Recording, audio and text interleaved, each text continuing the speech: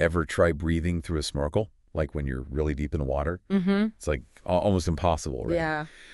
We're diving into the science of breathing underwater today, to try to better understand exactly why that is. Okay. Um, and you might be surprised to learn that it's not just the water pressure that's kind of working against you. Right. We've got excerpts from a diver training manual Mm-hmm. to kind of help unpack all that. How our lungs deal with the pressure of the deep. Yeah, that's right. You see, our bodies evolved to breathe at a very specific pressure, the pressure that we experience here on land. Right. So when we change that pressure, like when we go underwater, it dramatically changes how the gases in the air we breathe. Yeah. Oxygen, nitrogen, even the trace gases, how they interact with our bodies. So like the deeper we go, the more intense everything gets for our lungs. Exactly. Yeah, and the training manual actually uses a really cool analogy to kind of explain this. Okay. Imagine a crowded room, hmm full of people.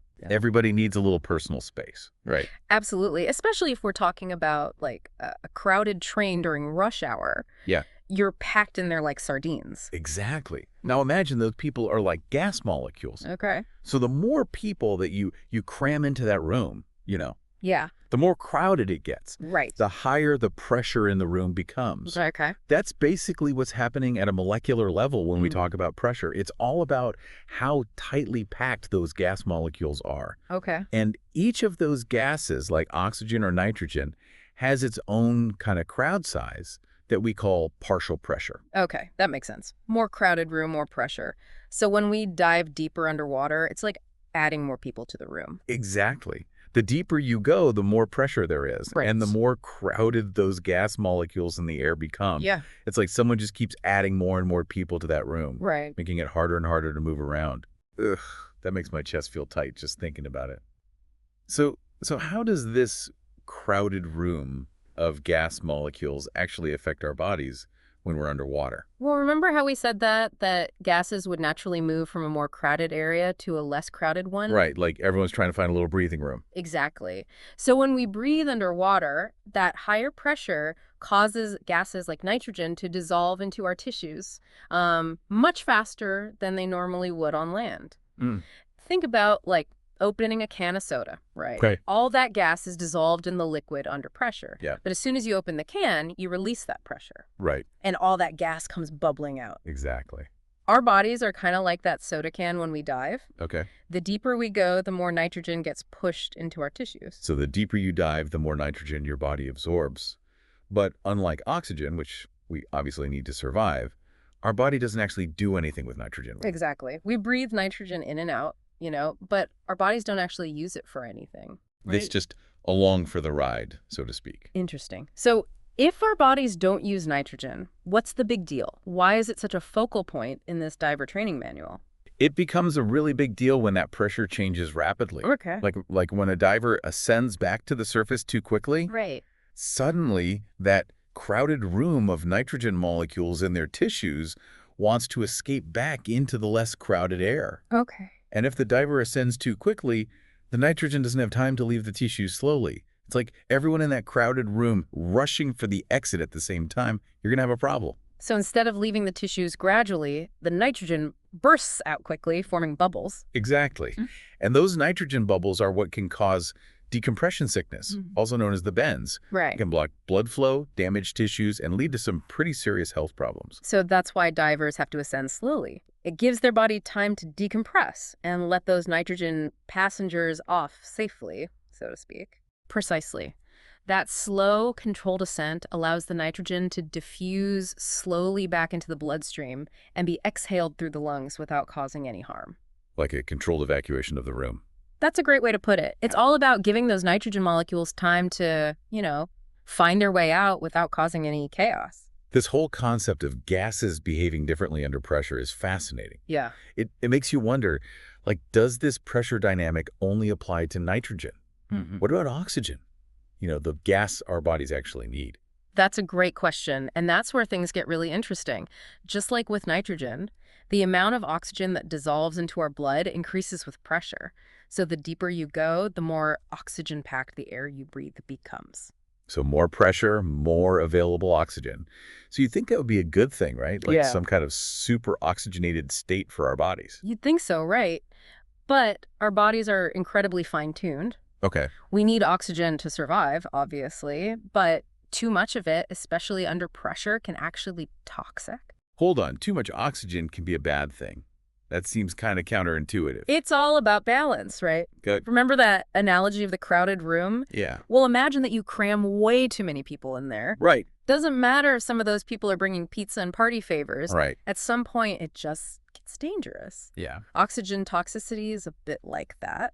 So even though there's more oxygen available at depth, our bodies know how much we can handle. We won't just absorb it all willy-nilly. Exactly. There's a limit to how much oxygen our bodies can handle, even under pressure. And that's why divers use specialized gas mixtures with lower oxygen percentages at extreme depths. It ensures that they're getting enough oxygen for their bodies to function, but not so much that it becomes harmful. Wow, that's incredible. Our bodies are way smarter than I gave them credit for. But this deep dive got me thinking, this is all super important for divers, obviously. Right. But, like, how does this pressure dynamic affect us land dwellers? It's a great question. And it might surprise you to learn that changes in pressure impact us more than we realize.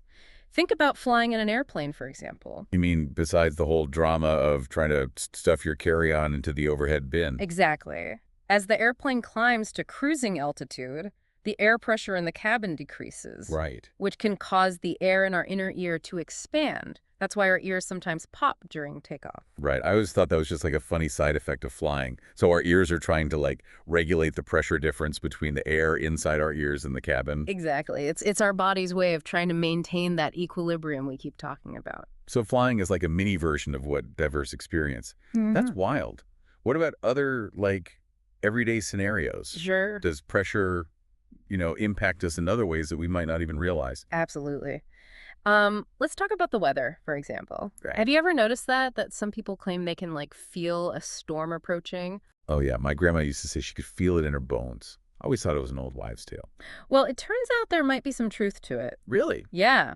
Barometric pressure, which measures the weight of the atmosphere, can affect us physically. Okay. So when a storm approaches, barometric pressure typically drops. Yeah, so like the atmosphere is literally getting lighter. Precisely. And this change in pressure can cause tissues in our bodies to expand slightly, and some researchers believe this expansion can put pressure on nerves and joints, making people feel achy or stiff. So that's why my knees always seem to act up when it rains. It's not just in my head. Are there other ways that like this barometric pressure affects us? Absolutely. It's not just our joints that are affected. Okay. Changes in barometric pressure can impact our moods, our sleep patterns, and even our risk of headaches. Some studies even show a correlation between low barometric pressure and an increased risk of migraines. Wow, that's incredible. So many like invisible forces are at play that we don't even realize. It's amazing, isn't it? These subtle changes in air pressure can have tangible effects on how we feel. It makes you wonder, what else do we take for granted? It really is. It's like mind-boggling when you really stop and think about it. Yeah. We're constantly moving through this like sea of air, and all those subtle pressure changes, whether we're like diving, flying, or just experiencing a change in the weather, are literally impacting our bodies at a cellular level. Yeah. It speaks to how interconnected we are with our environment, But, this deep dive into how external pressure affects us, it got me thinking about, the pressures inside our bodies, too. Oh, okay. Like what? Well, we've been talking a lot about this crowded room analogy for pressure, right? Right. And how gases move from areas of high pressure to low pressure. Right. But that same principle applies to our circulatory system, too. Really? I never thought about it like that. Yeah, makes sense if you think about it. Our circulatory system relies on pressure to function correctly. We've been comparing it to a complex train system, remember? This whole episode. Right. With the blood vessels being the tracks. Exactly. And just like a train needs pressure to move down the tracks, our blood needs sufficient pressure to circulate throughout our bodies. That pressure is what we call blood pressure, right? Right. And that pressure is what allows our blood to, deliver oxygen and nutrients to our cells and carry away waste products. Precisely. So when we When we talk about blood pressure being too high or too low, we're talking about the force that blood exerts on the walls of our arteries as it's pumped throughout our bodies, So it's all interconnected, just like the external pressures we've been talking about, Right. That internal pressure within our circulatory system has to be maintained within a healthy range for our bodies to function properly. Exactly. It's like our bodies are constantly walking this amazing tightrope, Right. always working to maintain that delicate balance, both inside and out. This has been an incredible deep dive. Yeah, it has. I feel like we've gone from the depths of the ocean to the inside of our blood vessels, all in like under 30 minutes. Right. So before we wrap up, what's like one big takeaway that you hope our listeners walk away with today? I think the biggest takeaway is simply to appreciate the incredible complexity and resilience of our bodies. Yep. We often take our bodies for granted, right? Right. But when we stop and consider all the amazing processes that are happening every second, it's truly awe-inspiring. It really is. So to our listeners, the next time you're feeling a pressure, whether it's from a deadline, a crowded train, or even just the weight of the atmosphere, like take a moment to acknowledge your body's incredible ability to like adapt and find balance, Yeah. amidst all the chaos. Amidst the chaos. It's a superpower we all possess. Well said. And on that note, I think it's time for us to come up for air on this deep dive. Until next time, keep exploring, keep questioning, and keep marveling at the wonders of the world, Yes. both inside and out.